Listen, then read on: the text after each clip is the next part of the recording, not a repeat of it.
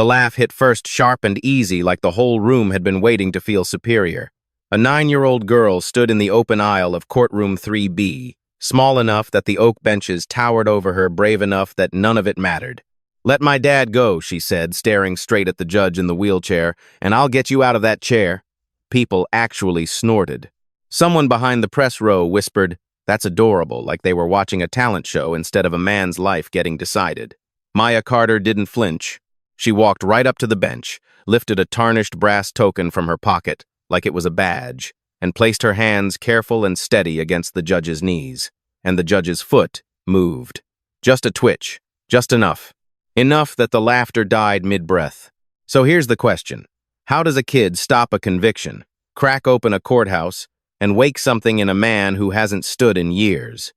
It started hours earlier, before the courtroom packed so tight the air felt used up.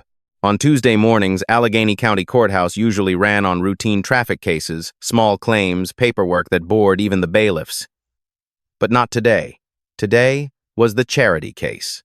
That's what the local stations had been calling it for weeks, like turning it into a nickname made it easier to swallow. Bridgeline Children's Passage, Pittsburgh's Pride. A travel aid charity that paid for hotel rooms, gas cards, ride shares, train tickets, whatever families needed when their kids were shipped across the state for transplants and rare disease treatments. People donated, like it was a civic religion. Sports teams wore the logo. Influencers cried on cue. Sterling Vance, the founder, smiled beside big checks and tiny patients. Then the headlines flipped. $1.7 million missing. And the man blamed for it wasn't Sterling Vance. It was Daniel Carter, the quiet compliance guy who'd never owned a car newer than 8 years old. By the time Courtroom 3B opened its doors, the city had already tried him in public. The gallery was full of rage, dressed as concern. Parents in hospital bracelets. Donors in pressed coats. Reporters with cameras aimed like weapons. Down front, Kendra Carter sat with her shoulders squared and her jaw clenched hard enough to ache. She'd come straight off a night shift in the pediatric ICU, still smelling faintly like sanitizer and coffee gone cold. She kept one arm around Maya. Maya sat stiff, knees bouncing, clutching that brass token in her fist like it could keep the world from tipping. "Remember," Kendra murmured, lips close to Maya's hair, "we stay quiet. We watch. We let the grown-ups do their jobs." Maya didn't look up. Her eyes were on the side door where they'd bring her dad in. Because by minute 3, before anyone said a word, Maya understood the stakes in a way that made her stomach feel hollow. If her dad lost today, he didn't just lose freedom, he lost time. A sentence like that wasn't a few years. It was birthdays she'd never get back. It was her becoming a teenager with him behind glass. It was Kendra fighting to keep a roof over them both while the city spat on their last name. And it was the worst consequence of all, the quiet one no one said out loud. If Daniel went away, the state would start asking questions about where Maya belonged.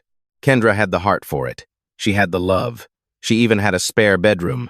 But love didn't stop paperwork from being cruel. The bailiff called everyone to stand. Judge Everett Sloan rolled in from the side entrance in his chair, moving with the kind of slow precision that made the whole room behave. Sloan wasn't famous for warmth. He was famous for ending nonsense. He'd been on the bench for decades, the kind of judge lawyers feared because he didn't care if you were charming or tragic. He cared if you were lying. The wheelchair didn't soften him. If anything, it sharpened the edges. His eyes swept the room like he was counting excuses before they were spoken. "Sit," he said, impatient, as if standing was an inefficient ritual. The clerk read the case, named the charges, the numbers: fraud, embezzlement, conspiracy, wire transfers, falsified records. Every syllable hit like a hammer. Then the back doors opened. Daniel Carter walked in wearing county orange wrists, cuffed, escorted by 2 deputies. He looked thinner than Maya remembered. Not sick, just scraped down by sleepless nights and fluorescent lighting. His hair was cut too short. His eyes were trying not to find hers, like if he didn't see her, he could pretend she wasn't watching this. But the second he did see her, his whole face broke. "Maya," he whispered, and the word came out raw. She was out of her seat before Kendra could catch her. Not running like a reckless kid, running like someone chasing oxygen. "Dad." The bailiff stepped forward, hand up. Kendra stood fast, voice steady. "She's not a threat. She's a child." Judge Sloane's gaze snapped to Maya, then to Daniel, then back again. His expression didn't change, but his patience thinned. "Remove her," he said flat. Daniel's shoulders tightened. "Please," he blurted. Just let me talk to her for 10 seconds. She shouldn't be here. You don't get to schedule tenderness," Judge Sloane replied. "Not in my courtroom." The prosecutor rose like he'd been waiting for this exact moment. Ada Miles Rutledge, clean suit, sharp haircut, confident posture, the kind of man who spoke as if truth followed him around. "Your Honor," Rutledge said loud enough for the cameras. "This is the emotional spectacle we warned the court about. Mr. Carter has spent weeks playing the victim while families, real families, lost help for their sick children." Murmurs rippled through the gallery. Maya held tight to her dad's waist. She could feel his ribs when she hugged him. Too prominent, too real.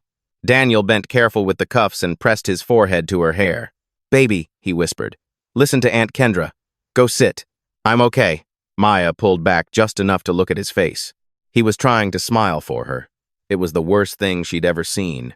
"You're not okay," she said loud, not meaning to. "They're lying about you."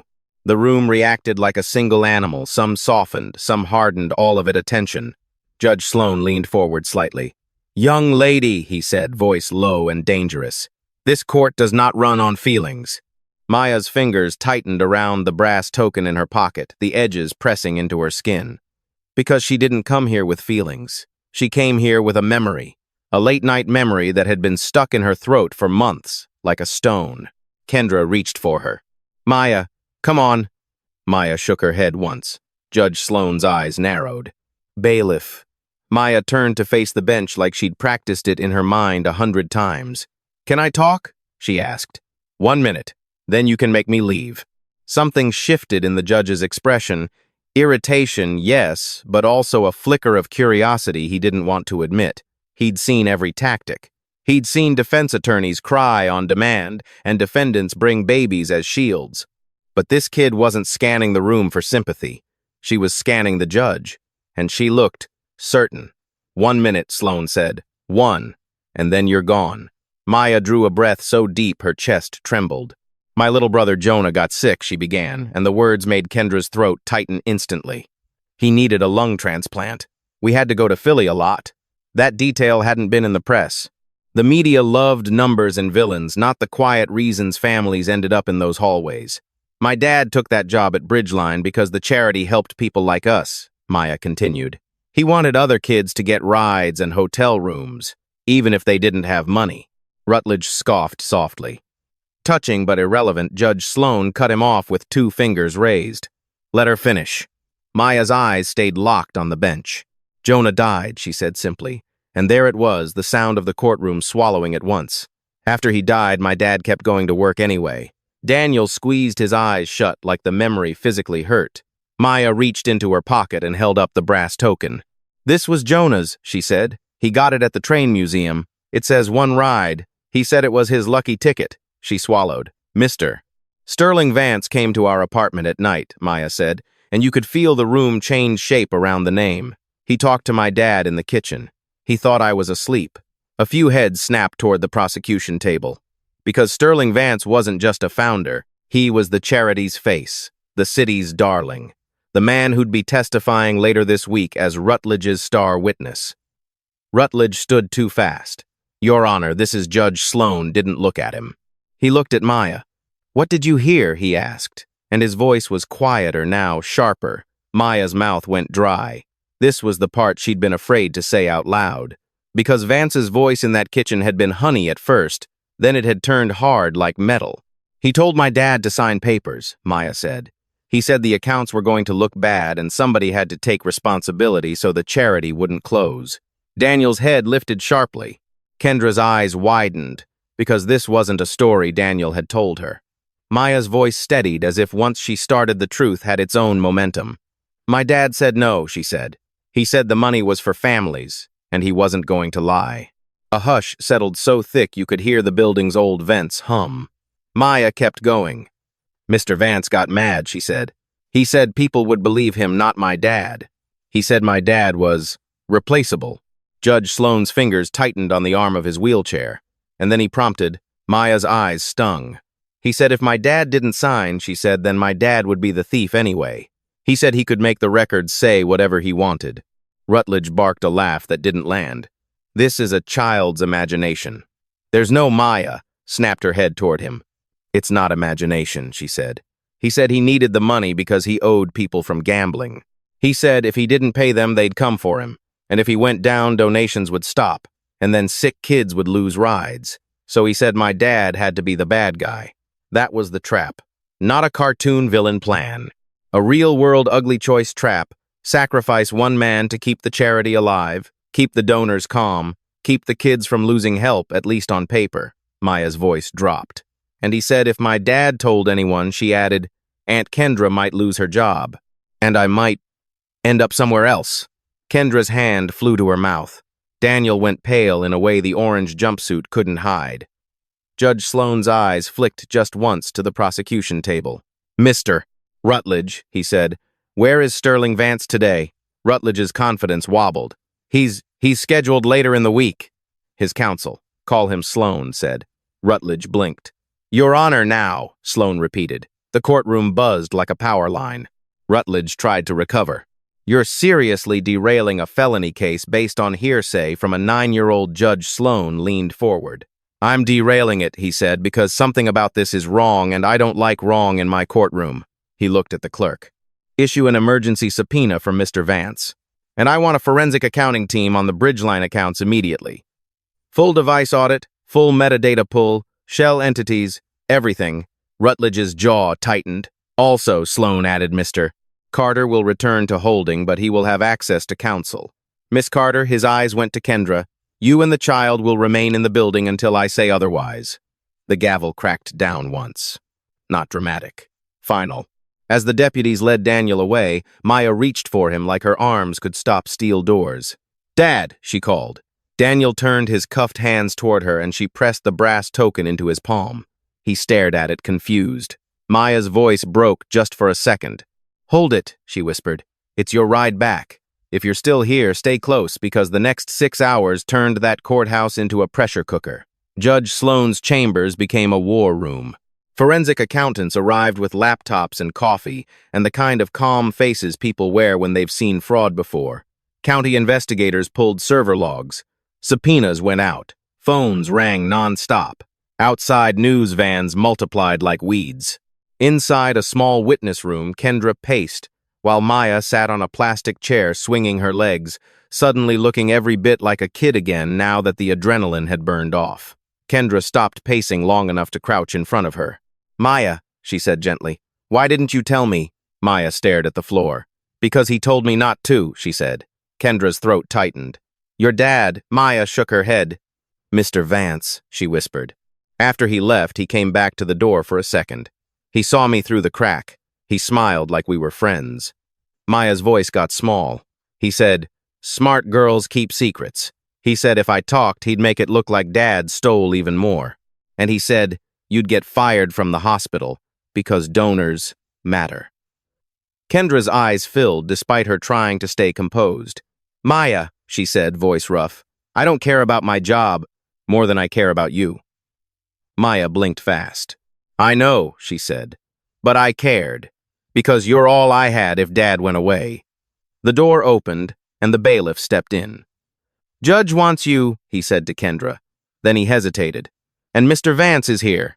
Kendra's stomach dropped. When they walked back into courtroom 3B, the room looked different. It was fuller, louder, more electric. Sterling Vance sat at the prosecution table with 2 attorneys, perfectly tailored, perfectly calm, at least from a distance. Up close, Maya noticed what adults missed. His knee bounced once under the table. His fingers kept rubbing the edge of his wedding ring over and over like he was trying to sand off anxiety. His smile was bright enough for cameras, not bright enough for truth. Judge Sloane rolled in face like stone. Mr. Vance, he said, you're under oath. Do you understand? Vance nodded, that philanthropic warmth on command. Of course, Your Honor. I'm happy to help clear this up. His attorney stood. Your Honor, we object to this irregular proceeding. Sit, Sloane said without even looking at her. You'll get your turn. He motioned to a forensic accountant. A woman in glasses stood with a folder thick enough to be a weapon. Judge, she said, We pulled the last 18 months of Bridgeline's digital ledger activity and traced the edit signatures on the disputed transfers. Vance's smile stayed. His eyes didn't. The edits that rerouted funds, the accountant continued, were initiated from an admin credential tied to the founder's office. We also pulled device metadata. Those edits were executed from a laptop registered to Sterling Vance. The room stirred a wave of disbelief. Rutledge rose too fast. That's not conclusive. Credentials can be stolen. The accountant didn't blink. We also found the two-factor authentication approvals. The approvals were confirmed from a phone number registered to Mr. Vance. Now the wave turned into a swell. Sloan held up a hand for quiet. The accountant flipped a page. We also traced outgoing transfers to 3 shell LLCs created within a 12-week window.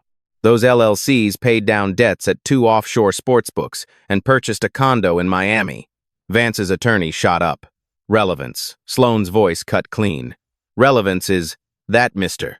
Carter doesn't own a condo in Miami. Vance's jaw tightened for the first time. Rutledge looked like the floor had shifted beneath him, because this wasn't just a defense theory anymore. This was math. Sloan's gaze went to Vance. Did you visit Daniel Carter's home at night? He asked. 3 weeks before his arrest, Vance's attorney leaned in, whispering urgently. Vance's smile thinned, then returned practiced. Yes, he said. I did. It was a professional check-in. We were under stress. It meant nothing. Sloan's eyes narrowed. Why didn't you disclose that earlier? It didn't seem. Vance began. Convenient. Sloan finished voice flat. Maya stood without thinking. Kendra reached for her sleeve. Maya stepped into the aisle anyway. Judge Sloan, she said, steady. Can I ask him something? A ripple of protest moved through the attorneys, but Sloan held up a hand. One question, he said. Maya walked slowly toward Sterling Vance. The room got quiet in that particular way. Crowds get quiet when they feel history being made. She stopped a few feet from his table and placed her brass token on the wood in front of him. It made a soft clink, not loud. But somehow in that silence it sounded like a bell. This was Jonah's, Maya said. Vance's eyes flicked to the token like it burned. Maya's voice stayed gentle. Why did you do it? She asked. Those families weren't numbers. That was gas money. Hotel beds, food, rides to surgery. Vance's mouth opened, then closed. For 1 second, the man behind the smile showed through, tired, frantic, cornered. He glanced toward Rutledge like Rutledge could save him. Rutledge's face had gone blank, like he couldn't afford to be human in public. Maya's eyes didn't harden. They softened. And you came to our house, she said quietly. You tried to make my dad carry it for you. Vance swallowed. His voice, when it came, was low. It started small, he said, almost like he forgot he was in court. A bridge loan, a temporary fix. I thought I'd replace it. His attorney grabbed his sleeve. Sterling Vance jerked away a flash of panic. Then he looked at Maya. And something in her expression, something without hatred, unhooked the last latch. I couldn't stop, he whispered. I kept losing. And if donors knew the charity would collapse and everyone would blame me, and he broke off, shaking his head, eyes wet. Maya didn't move. She just slid the token a little closer. The motion was small, like offering a cup of water. You can stop now, she said. You can tell the truth. Vance's breath hitched. Sloan's voice cut through, controlled. Mr. Vance, he said, are you admitting you diverted funds from Bridgeline Children's Passage? Vance stared at the token like it was the only real thing in the room. Then he nodded once. Yes, he said. Louder now. Clearer. Yes, I did. The courtroom detonated, shouts, gasps, cameras clicking like insects. Sloan hit the gavel hard enough to echo. Order, he snapped. Order! Rutledge stood face pale. Your Honor, he said, voice tight. The Commonwealth moves to dismiss charges against Daniel Carter immediately and requests Mr. Vance be remanded pending formal charges. Sloan's eyes didn't soften, but something in them warmed. Granted, he said, and Mr.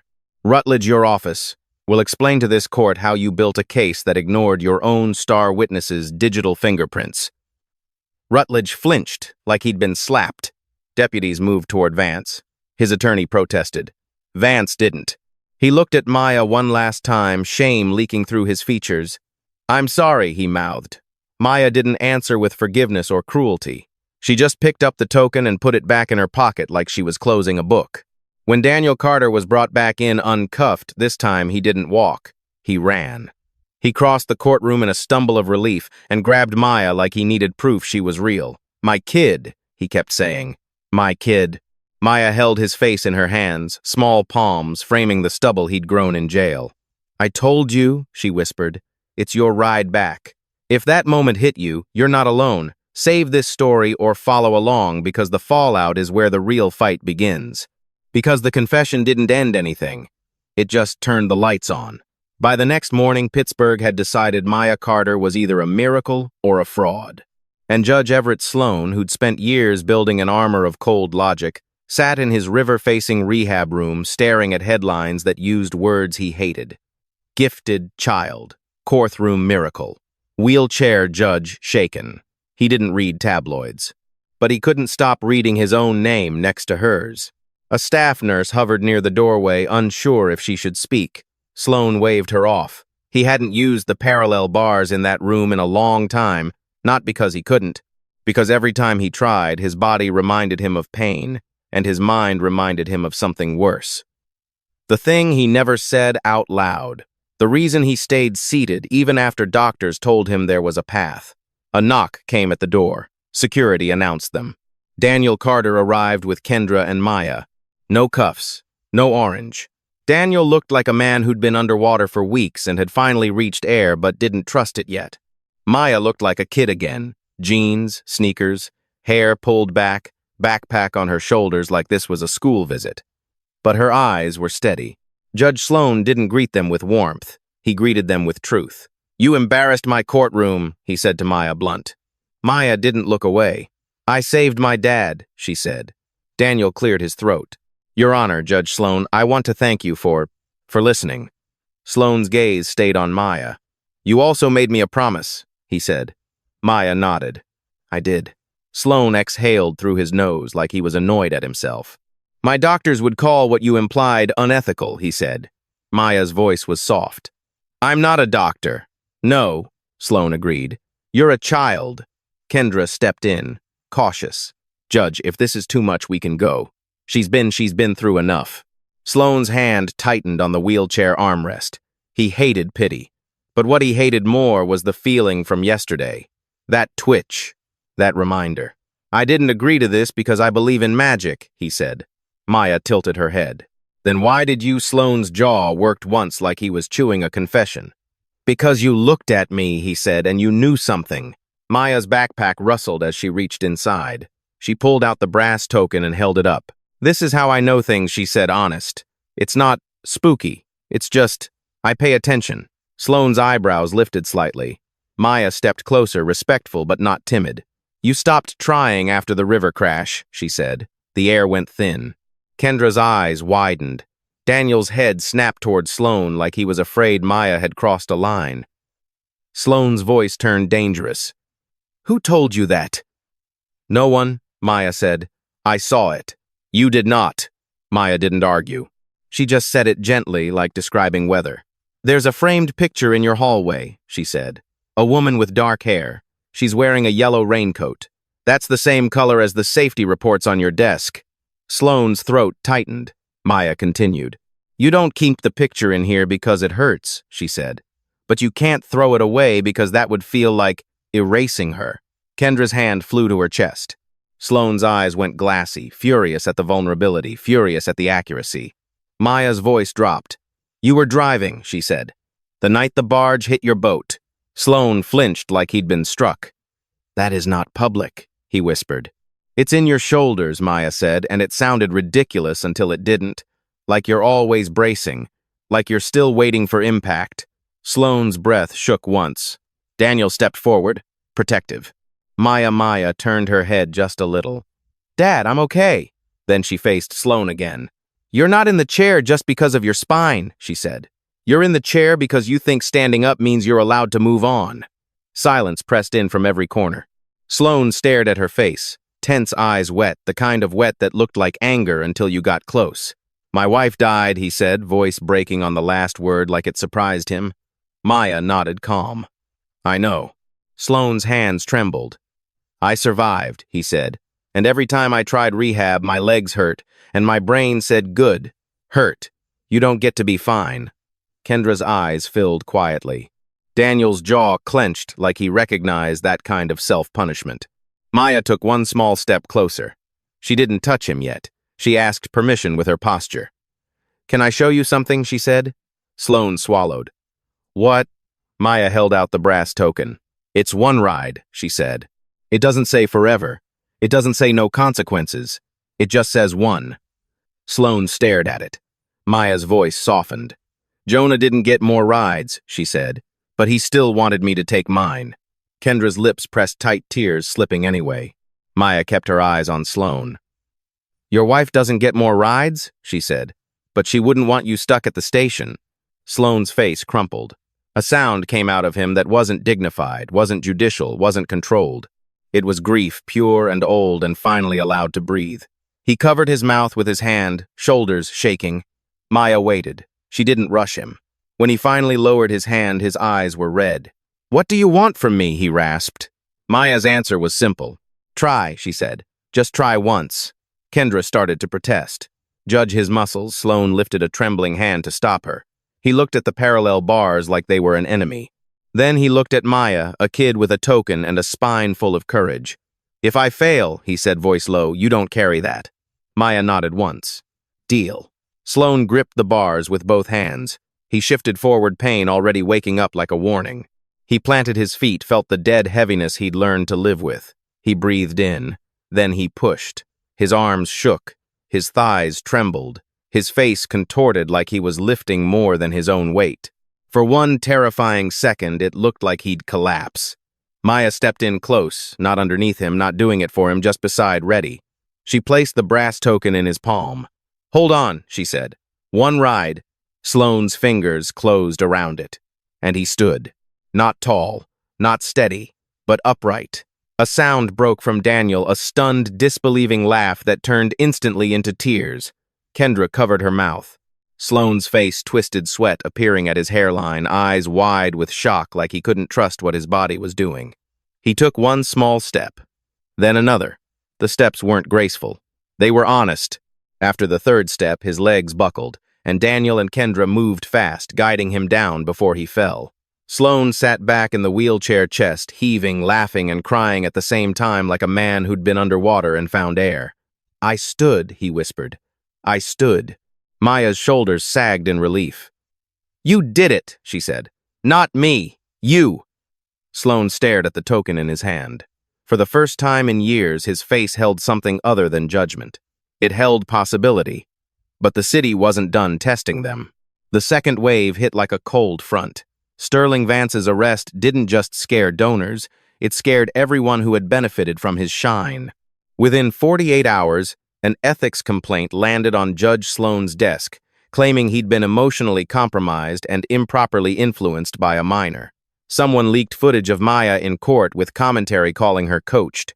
A hospital administrator pulled Kendra aside and mentioned her name was showing up in donor conversations. Rutledge, humiliated and cornered, announced an internal review as if it was his idea all along. And Daniel Carter, finally free, found that freedom came with a new cage public opinion.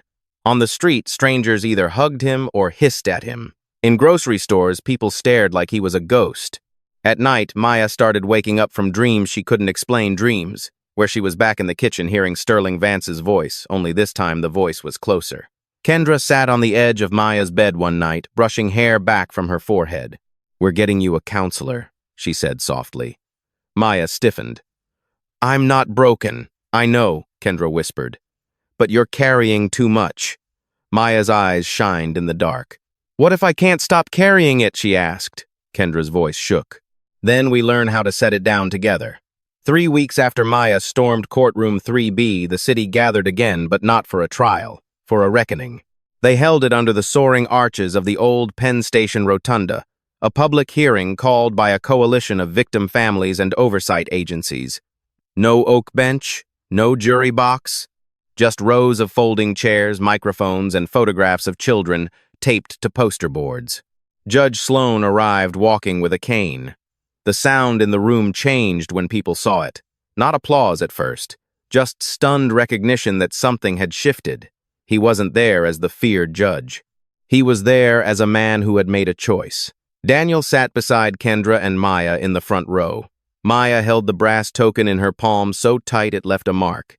ADA Rutledge stood at the microphone, face drawn. He cleared his throat. Over 4 years, he said, Bridgeline funds were diverted through shell entities totaling approximately $6.4 million. A collective gasp rolled through the room. It was worse than anyone had admitted. Rutledge continued, voice strained. We've identified 52 families who were denied aid during that period. A mother in the second row stood up holding a photo of a boy with an oxygen tube. My son missed his evaluation in Philadelphia because we couldn't afford the trip, she said, voice breaking. He died waiting. The room went still in the way it does when grief takes the microphone. One by one, families spoke. Some were controlled, some were shattered, all were real. The moral verdict didn't come from a judge. It came from parents who'd carried kids into hospital lobbies and back out without them. Then Daniel Carter stood. His hands shook, not from fear of the law he'd survived that, but from fear of disappointing the people he most wanted to help. My name is Daniel Carter, he said. And for a while this city thought my face belonged on a wanted poster. He swallowed hard. I didn't steal from your children, he said, but I need to say something harder. He looked at Maya, then at Kendra. When my son Jonah was sick, he said there were moments I was desperate enough to justify almost anything. That desperation is what Sterling Vance used. He wanted me to sign a statement taking blame so the charity would survive. He let that sit. And for one long night, he admitted I considered it because if the charity collapsed, families would suffer. That's the lie that makes good people quiet. Maya's throat tightened. Daniel's voice steadied. But I didn't sign, he said. And I'm telling you now, no charity is worth a system where one man can threaten a nurse, scare a child, and hide behind sick kids as a shield. He took a breath. I'm not asking for praise, he said.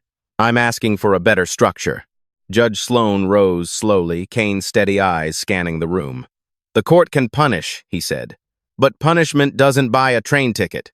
It doesn't refill a hotel voucher. It doesn't erase a child's missed appointment.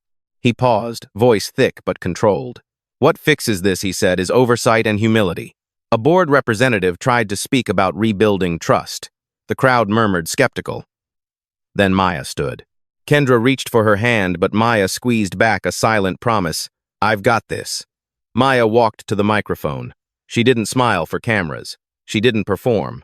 She pulled the brass token from her pocket and held it up. This is Jonah's, she said. It says, 1 ride. But you can make more rides. She looked at the families. My dad knows numbers, she said. Aunt Kendra knows what it looks like when a parent sleeps in a chair for weeks. Judge Sloan knows what happens when you stop trying because you think pain is what you deserve. She swallowed. And I know kids aren't supposed to be the reason adults do the right thing, she said, voice shaking for the first time. So I'm not doing this alone anymore. That landed differently. Because that was a boundary. A child refusing to be used as a symbol. Maya turned to Judge Sloan. You told me your court doesn't run on feelings, she said. But it can run on responsibility. She looked back to the room. Make something new, she said. Something that can't be hijacked by one person. A long silence followed. Then a father in the back row stood and said, Horse how? Judge Sloan answered not with a dramatic declaration, but with a plan. A new trust with independent oversight, public audits, victim family seats on the board, transparent disbursement rules. And Daniel Carter would help build it, not as a savior, not as a martyr, but as a man who had lived inside the flaw and refused to let it survive. Rutledge stepped forward, voice tight. My office will support the restructuring, and he hesitated, then said what mattered, and I will submit myself for review. I missed what I wanted to believe. Accountability didn't fix everything, but it was a start. After the hearing, as people filed out under the old station's arches, Sloan found Maya standing alone near a pillar, rubbing the token between her fingers. He approached slowly, cane tapping softly. You were brave, he said. Maya shrugged eyes on the floor. I was scared. That's what brave is, he replied. Maya looked up. Are you going to keep walking? Sloan's mouth tightened with something like a smile. I'm going to keep trying, he said. And I'm going to keep apologizing when I'm wrong. Maya blinked. That's harder than walking. Sloan let out a quiet laugh that surprised both of them. Daniel and Kendra approached relief in their faces like sunrise. Daniel knelt to Maya's height. "You don't have to do any more," he told her. "You hear me? No more carrying this alone." Maya nodded, but her eyes were glossy. "I don't want to be famous," she whispered. Kendra brushed her thumb over Maya's cheek. "Then you won't be. We'll protect you. We'll make sure people see you as a kid first." Maya's shoulders loosened just a little. Weeks later, the new trust opened a small office near the hospital. Nothing fancy, no giant gala, no celebrity selfies. Just a clean room with a glass case on the wall. Inside the case sat a tarnished brass token stamped "One Ride," a reminder. Not of magic, of choices. Judge Sloan came by on a rainy afternoon, cane in hand, coat damp, hair wind-blown. He stood in front of the glass case for a long moment. Daniel joined him quiet. "You ever think about how close it was?" Daniel asked. "How close I came to disappearing?" Sloan nodded once. "Every day," Daniel's voice tightened, "and how close she came to learning the world doesn't listen."